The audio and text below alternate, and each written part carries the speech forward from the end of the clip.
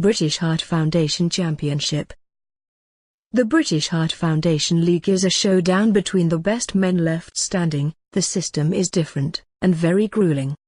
Not the standard knockout draw, where a player may only face the very best at the very end. No, at the BHF League, each of the 6 top men has to play each other twice, and the man who ends up at the top of the table is the winner. Such was the scenario for Philip Broughton on the 4th day of play at Albert Park. As if it were not bad enough that he had drawn a tough opener against Barwick, who had previously run him close in an exhibition match, he now came up against his great rival Peters, who had beaten him in the previous tournament. Peters had humiliated Broughton in their last match, so the build-up to this match was intense and full of questions about Broughton's form and character. Broughton's 3 hours 20 minutes victory over Peters was the longest ever played at this tournament, and he certainly proved to his critics he could go toe-to-toe with Peters over a long match. It was indeed a true testament to Broughton's much play skills after losing the first set 4-6. Even with the grueling win over Peters in their first match, Broughton still had to recover for the second half of the league matchups. Heseltine and Asher, who had come into the tournament in poor form, continued this throughout the tournament.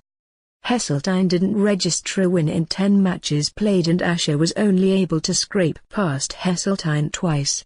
Both Simon Barwick and Martin Remmer had won their opening matches, and their wins had been identical. Each lost only 3 games in their openers. When these two met, however, Barwick heavily dented Remmer's hopes of a first Grand Slam title with a 2-0 victory. Barwick had arrived at the BHF League full of confidence after beating Dean Stockdale to reach a second consecutive HFH final, but his record against Peters was another story. 6 times they had met, 5 times Peters had won, with the first loss being their first match over a year ago. Barwick, who needed just 1 match win over Peters to get close to Broughton, was playing decent tennis, but many wondered if he could make the step up in performance. If there was hope for Barwick, it might lie in the black support strapping that had swathed Peters' knee since the start of the tournament, or that he had played extremely well against Peters in their exhibition match until he picked up a shoulder injury.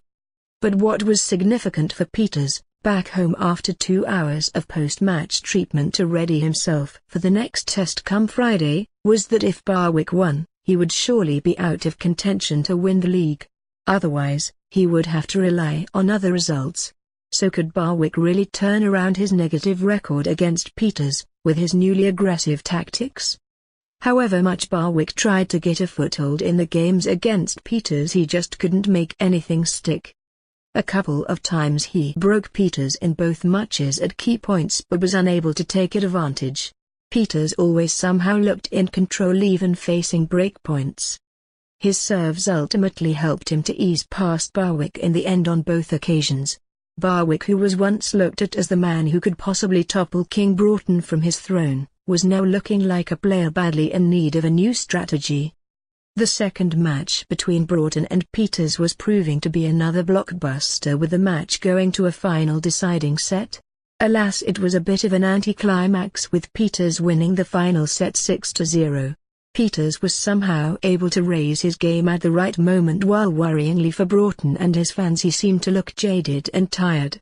The 5 feet 10-inch Broughton struggled to implement his attacking strategy because his serve was not performing to its usual level.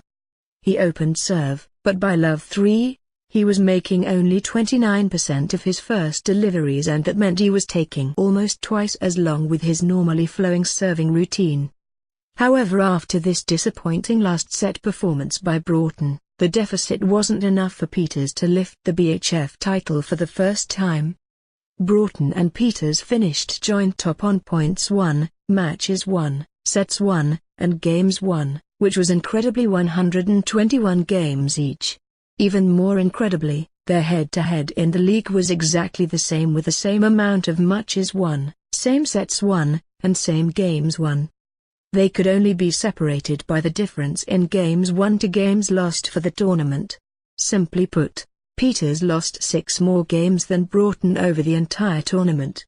It truly was the tightest of victories for Broughton and a relief for his camp and fans. but Broughton had showed he was back and playing some of his best tennis in parts.